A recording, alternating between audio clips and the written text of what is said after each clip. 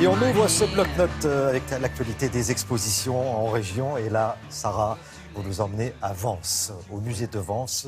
Et on va apprécier le talent de deux jeunes artistes, un peu turbulents, entre autres. Oui, c'est-à-dire ils ouvrent et ferment la parenthèse de cette exposition de Warhol à Basquiat. C'est surtout la collection d'Yvon Lambert qu'on a la chance de voir au musée de Vence. C'est extraordinaire parce qu'on parle souvent de ces génies rebelles underground, voilà, qui étaient Basquiat, Warhol, entre Basquiat qui a ramené l'art de la rue dans les musées, entre Warhol qui était complètement fou, qui dénonçait cette société de consommation absolue, qui d'ailleurs a une œuvre très intéressante dans cette exposition, qui est toute sa série, vous savez, comme il avait fait avec les Marilyn et tout, il a fait avec les chaises électriques. C'est pour montrer qu'en mettant un peu de couleur criarde et tout, ça marche aussi. Ça veut dire que c'est aussi con, la photo passe, quoi. Voilà.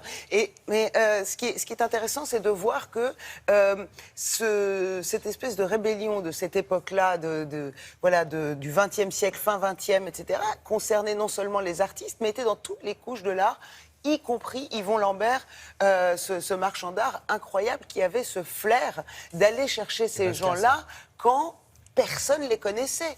Il allait chercher l'art conceptuel, l'art minimaliste, quand ça n'intéressait absolument personne, quand personne ne les comprenait. Donc nous avons eu la chance de rencontrer le commissaire d'expo qui nous explique d'où vient cette collection, comment il a repéré un à un les meilleurs de son époque. Regardez.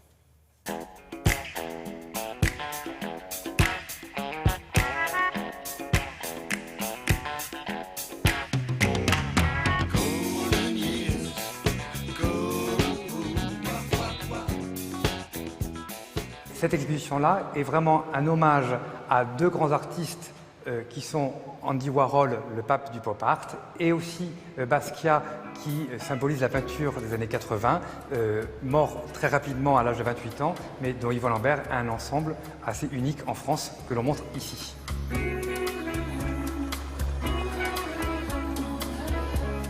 Yvon Lambert a ouvert sa première galerie en 1961 à Vence.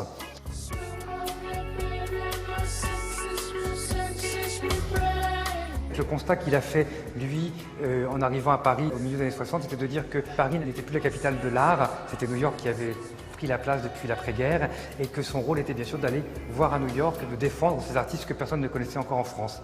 Il fallait donner, avec cette vitalité américaine des années 60, 70, quelque chose de complètement nouveau, qu'il a été l'un des premiers à découvrir.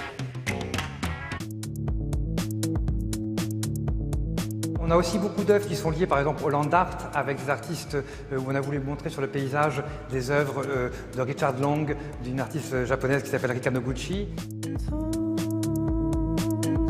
Mais aussi des Français qui, par exemple, comme Jean-Charles Blay, étaient très proches de cette génération et de cette tendance.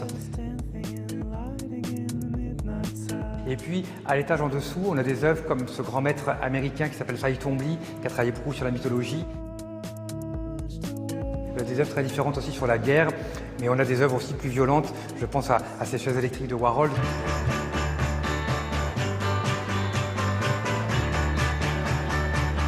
J'ai voulu aussi montrer qu'un marchand de tableaux, peut-être qu'on a oublié cela aujourd'hui, n'est pas qu'un commerçant qui amasse de l'argent, c'est aussi quelqu'un qui, par sa relation très intime avec l'artiste, va tisser des liens très forts et va, non pas orienter des œuvres, mais va travailler vraiment en relation avec lui. Et on le voit vraiment avec Basquiat par exemple, et on voit des œuvres qui sont faites vraiment ensemble. Et on voit des photographies qui sont ensemble sur les œuvres, ou même des photos de Warhol. On voit bien qu'il y a cette même proximité, cette relation très intense qui est tissée. Basquiat partait tous les week-ends à Amsterdam pour se ravitailler en drogue, ce qui inquiétait beaucoup Yvon Lambert.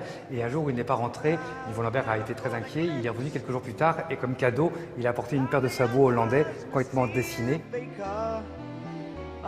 Qu'à sa mort, un autre artiste de cette génération, Julian Schnabel, a décidé de faire son premier film qui est très beau. C'est que pour faire l'allégorie de la mort de Basquiat, la dernière scène du film, on voit cet homme noir dodelinant dans les rues de Manhattan avec les sabots.